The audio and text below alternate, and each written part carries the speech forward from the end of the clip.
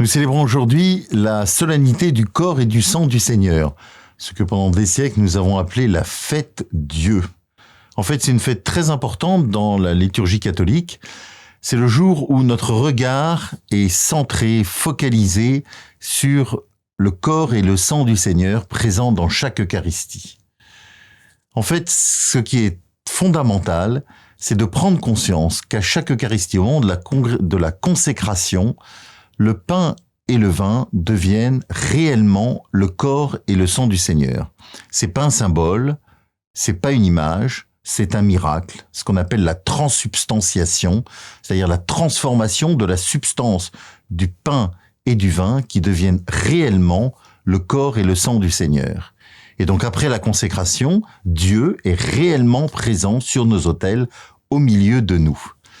Et non seulement il est présent pendant la célébration, mais il est aussi présent après. C'est pour ça qu'on a l'habitude, dans notre piété, et c'est très bien, c'est d'aller prier devant le Saint-Sacrement, c'est-à-dire devant le tabernacle, ou devant le Saint-Sacrement exposé, où Jésus est réellement présent.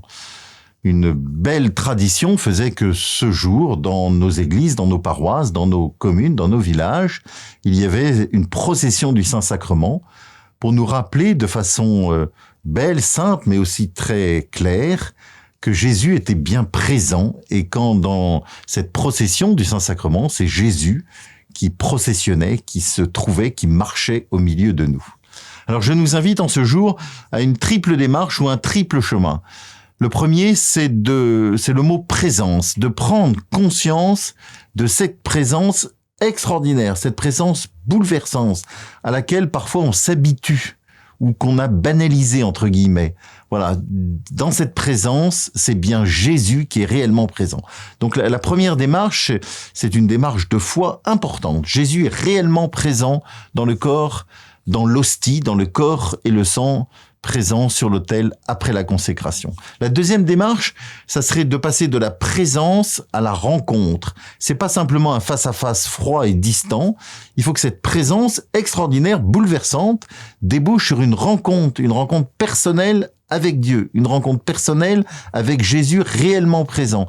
Non seulement lui vient à notre rencontre, bien sûr, mais nous devons ouvrir notre cœur pour le rencontrer. Vous voyez, c'est pas simplement un face-à-face, il faut que cette présence merveilleuse, extraordinaire, débouche sur une rencontre.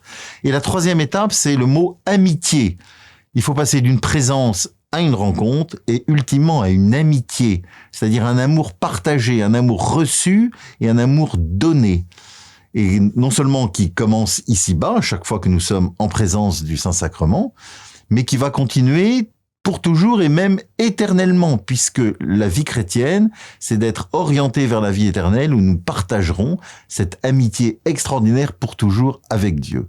Donc vous voyez, il y a ce chemin que je vous propose de passer de la prise de conscience, de la foi en cette présence extraordinaire à une rencontre qui peut devenir une rencontre bouleversante avec le Seigneur Jésus réellement présent, ultimement une amitié qui nous rend éternels.